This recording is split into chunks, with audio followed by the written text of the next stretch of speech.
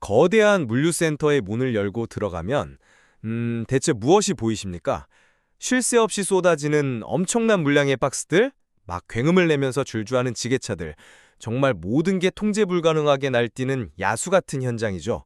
웰컴 투 더 디베이트. 네, 오늘 우리가 다룰 핵심 자료는 바로 2026년 4월 20일부터 25일까지 기록된 김 선생 블로그의 한 주간 물류 현장 일지입니다. 이 땀냄새 짙은 현장 기록을 통해서 아주 묵직한 질문 하나를 던져보려고 하는데요. 맞습니다. 과연 치열한 노동 현장에서 진정한 초격차, 그러니까 타인이 범접할 수 없는 압도적인 전문성은 어디에서 오는가 하는 점이죠. 저는 이게 극한의 정신적 집중을 통한 당장의 실무 능력 확보에서 온다고 봅니다. 반대로 저는 좀 다르게 생각합니다. 눈앞에 쏟아지는 물량을 빠르게 쳐내는 물리적 속도 저는 뭐랄까 단기적인 대응일 뿐이거든요. 방치된 재고에서 새로운 가치를 찾아내고 현장의 룰 자체를 재편하는 구조적 접근만이 진정한 성장을 이끈다는 입장에서 오늘 텍스트를 분석해 보겠습니다. 좋습니다. 그럼 제가 왜 즉각적인 현장 통제력이 초격차의 핵심인지 그 구체적인 상황부터 짚어볼게요. 기록에 나오는 4월 24일 40피트 컨테이너 하차 작업을 한번 떠올려 보시죠. 이게 그냥 짐을 내리는 수준이 아니잖아요. 그렇죠. 무려 19종의 각기 다른 제품이 뒤섞인 컨테이너 2대 그리고 20피트짜리 2대가 하루에 밀려오는 상황이죠. 네, 그게 현장에서 말 그대로 지옥이거든요.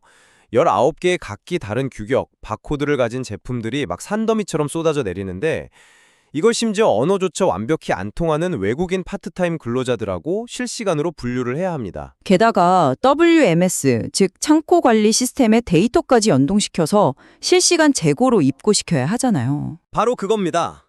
여기서 오차가 하나라도 나면 창고 전체 데이터가 꼬여버리거든요. 이 압도적인 혼돈 속에서 필요한 건 거시적인 통찰 같은 유유저적한 사유가 아닙니다. 그 중간 공간과 사람을 완벽히 장악하는 극도의 정신적 투혼과 통제력이죠. 물론 그 엄청난 노동량이나 순간 대처 능력 자체는 인정합니다.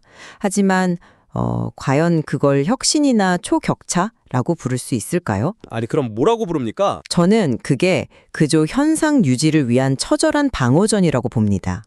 물리적 속도를 끌어올리는 데는 명확한 한계가 있으니까요. 컴퓨터 프로세서로 한번 비유를 해볼게요. CPU 연산 속도요? 네, 밀려오는 19종의 화물을 더 빨리 처리하는 건 사실상 CPU 클럭 속도를 억지로 높여서 데이터를 밀어내는 오버클럭킹에 가깝거든요. 당장은 퍼포먼스가 나오는 것 같지만 결국 장기적으로는 사람과 시스템 모두 과부하가 걸립니다. 오버클로킹이요? 그럼 상대방께서 생각하시는 진정한 초격차는 대체 뭡니까? 코드를 최적화하는 거죠. CPU가 덜 일하고도 혹은 같은 노력으로 훨씬 더 높은 가치를 만들어내게 하는 겁니다. 저자가 4월 20일 포스팅에서 물류를 단순히 물건을 밖으로 밀어내는 게 아니라 내부적 이동을 효율적으로 하는 것의 총체라고 재정의하는 대목이 나오잖아요. 이게 최적화의 첫걸음입니다. 코드 최적화라 논리적인 비유이긴 하네요. 그런데 당장 밀려오는 트래픽 때문에 서버가 다운되기 직전인데 한가롭게 코드나 만지작거릴 여유가 현장에 있습니까? 당장 눈앞에 쏟아지는 컨테이너 못 막아내면 창고 전체가 마비되는데요? 서버가 다운될 위기가 잦아진다면 그건 트래픽을 막아내는 속도 문제가 아니라 근본적인 코드 구조가 엉망이라는 강력한 증거입니다. 컨테이너 쳐내는 데만 맹목적으로 매달리면 영원히 그 굴레를 못 벗어나요. 기록에 나오는 방치된 팔레트 이야기를 한번 보죠. 그 거대한 창고 구석에 쌓여있는 훼손되거나 규격 안 맞는 재고들 말씀이시죠?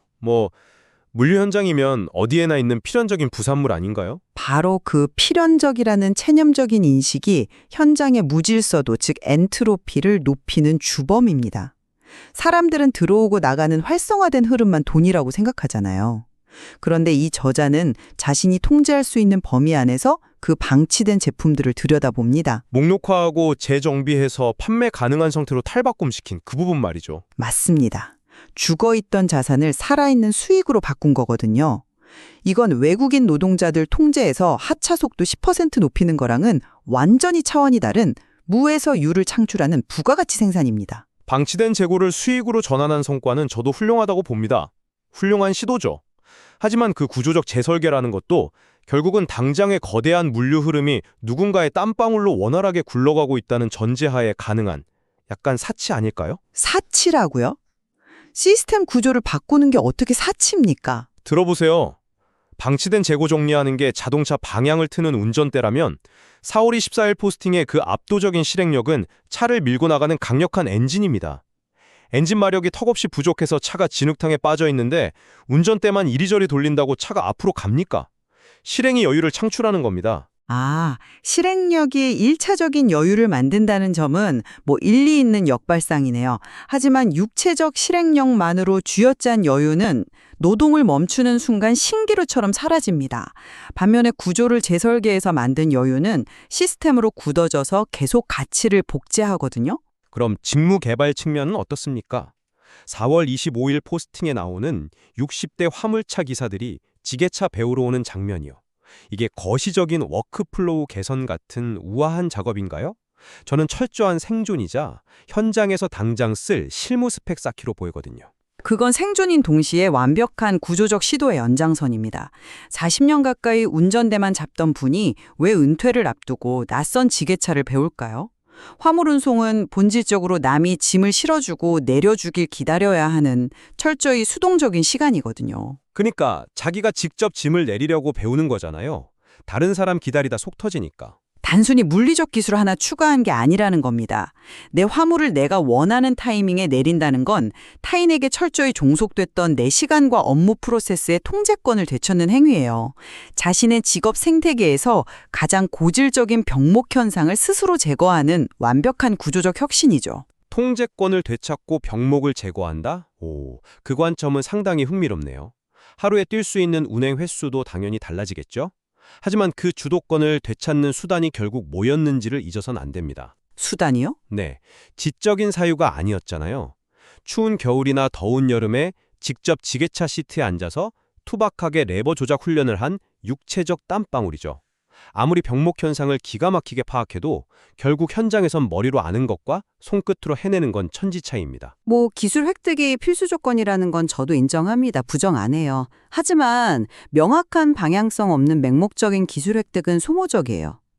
4월 20일 기록에서 저자가 회사 전체를 설득하기 전에 내 의사결정으로 바꿀 수 있는 내 업무부터 바꾼다고 했잖아요. 네, 그 대목 저도 기억납니다. 누군가는 그 기사님처럼 통제권을 확보해서 도약하고 누군가는 평생 끌려다닙니다. 왜일까요? 자기가 통제할 수 있는 범위가 어디까지인지 인지하고 그 혼돈 속에서 나만의 질서를 만들어내는 지적 능력이 베이스에 깔려있기 때문이에요. 지적 능력이 베이스란 말씀은 좀 뼈가 있네요. 은연중에 육체적 몰입과 현장 장악력을 지적인 통찰보다 한 수 아래로 두시는 것 같은데요. 반문해 보겠습니다. 19종 화물이 섞인 컨테이너 속에서 일용직 근로자들 동선을 초단위로 시뮬레이션하고 지시하는 게 지적 능력이 아닙니까? 현장 리더십을 얕잡아보는 게 절대 아닙니다. 그건 단순 무식한 육체 노동이 아니에요. 고도의 정보 처리 과정인데 그걸 그냥 실행이라는 단어로 치부해버리면 현장을 너무 모르는 겁니다. 제가 지적하는 건 그 엄청난 정보 처리 능력의 유효기간입니다. 그 경이로운 통제력도 컨테이너 문이 닫히면 휘발되잖아요. 내일 또 19종 화물이 섞인 컨테이너가 들어오면 에너지를 바닥부터 다시 쏟아부어야 하죠. 매일매일이 리셋되는 전쟁입니다. 노동이라는 게 본질적으로 매일매일의 전쟁을 이겨내는 거 아닙니까? 하지만 전쟁을 영원히 지속할 순 없으니까요.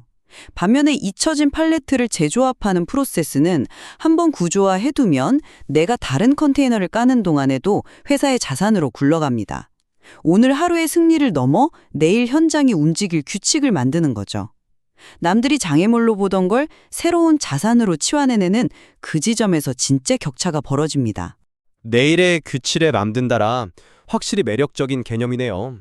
하지만 현실의 흙먼지 날리는 물류센터는 규칙이 완성될 때까지 얌전히 안 기다려줍니다. 오늘 쳐내야 할 수백 톤의 물량을 방어하지 못하면 그게 바로 내일의 악성 재고가 되어 창고를 덮치거든요. 물론 그런 위험도 있죠. 누군가가 피 터지게 오늘의 물량을 최전선에서 방어해 주니까 그 뒤에서 시스템을 고민할 수 있는 겁니다. 그 선봉장의 능력이 구조 설계자보다 절대 덜 중요하지 않아요. 극한의 실행가들이 없다면 그 회사 물류는 며칠 못 가서 붕괴될 겁니다. 반대의 경우도 끔찍하긴 마찬가지입니다. 기계처럼 완벽하게 쳐내는 실행가들로만 가득 찬 창고를 상상해보세요. 물량이 2배, 3배 폭증하면 결국 근로자들 체력 쥐어짜다 임계점을 넘겠죠. 피로도가 높아져서 오작동이 일어나고 팔레트들은 다시 구석에 방치될 겁니다. 시스템이 자중을 못 이기고 무너지는 건 똑같아요. 듣고 보니 결국 양측의 톱니바퀴가 어떻게 물리느냐의 문제로 귀결되는 것 같네요. 그런데 여기서 김 선생의 기록을 다시 찬찬히 뜯어보면 참 재미있는 의문이 생깁니다. 이 저자는 2가지를 분리된 타인에게 맡기는 게 아니라 그냥 혼자서 다 해내고 있잖아요? 아주 예리한 포인트를 짚으셨네요. 바로 그 지점 때문에 이 블로그가 단순한 노동일기가 아니라 훌륭한 직무지침서가 되는 겁니다. 육체적 실행과 구조적 사유를 대립시키지 않아요. 현장에서 직접 뛰면서 파악하니까요. 네, 현장에서 땀 흘리며 바코드가 왜 안 찍히는지 생생한 데이터를 얻고 동시에 그 압도적 실행력으로 스스로 벌어들인 시간 여백에 방치된 재고를 재조립하죠. 육체적 몰입이 구조적 사유를 위한 최상급 재료를 제공하는 완벽한 선순환입니다. 전적으로 동의합니다. 제가 처음부터 계속 강조했던 당장의 실무 능력, 즉 강력한 실행력이 없었다면 애초에 구석에 방치된 팔레트의 가치를 알아볼 해상도 높은 눈도 안 생겼을 겁니다. 결국 고도의 집중력을 통한 현장의 완벽한 장악이야말로 진짜 문제를 발견하게 해주는 강력한 렌즈인 셈이죠. 그리고 그 렌즈를 통해 현상의 이면을 들여다본 후의 판단이 직업적 성패를 가릅니다. 구석의 팔레트를 운 나쁜 쓰레기로 볼지 아니면 내 주도권을 가져올 훌륭한 자산으로 뒤집어 볼지. 통제불능의 현장에서 패턴을 읽고 자신만의 룰을 적용하려는 태도가 평범한 직업인을 대체 불가능한 전문가로 만드는 거겠죠. 아주 팽팽하고 깊이 있는 논의였습니다. 오늘 우리는 거대한 물류센터라는 치열한 텍스트를 통해 한 개인이 노동의 현장에서 어떻게 성장하는가에 대한 2가지 시각을 다뤄봤는데요. 저는 굳건한 투혼과 즉각적인 현장 통제력, 실무 기술의 치열한 연마가 전문가를 지탱하는 뼈대임을 강조했습니다. 그리고 저는 그 거친 현장에서 한 발짝 물러서서 보이지 않는 시스템의 룰을 읽어내고 죽어있던 흐름을 살려내는 구조적 통찰력의 중요성을 역설했죠. 내가 왜 달리고 있는지, 이 트랙의 구조가 어떤지 파악하는 안목말입니다. 결국 이 둘은 서로 배척하는 개념이 아니네요. 압도적인 실행력 없는 통찰은 탁상공론이고 구조적 사유 없는 맹목적인 실행력은 결국 물리적 한계에 부딪혀 소진될 뿐이니까요. 이 변수투성이의 거친 생태계를 통제하려면 2가지 무기를 양손에 다 쥐어야겠습니다. 그렇습니다. 이 방송을 듣고 계신 청취자 여러분도 본질은 크게 다르지 않을 겁니다. 오늘 여러분의 일터에서 압도적인 실행력으로 눈앞에 혼돈을 잠재우고 계십니까? 동시에 내일의 업무 질서를 스스로 설계하는 여유를 확보하고 계신가요? 아주 서늘하고 날카로운 질문이네요. 쏟아지는 업무 속도에 맞추어 전력 질주하는 데에 집중하고 계십니까? 아니면 방치된 문제를 여러분만의 새로운 기회로 재설계하고 계십니까? 그 질문의 끝에 진정한 초격차로 향하는 문이 있을 겁니다. 그 결론은 여러분 각자의 현장에서 직접 부딪히며 찾아보시기를 권합니다. 다음 시간에도 흥미로운 시각들로 찾아뵙겠습니다. 함께해 주셔서 감사합니다.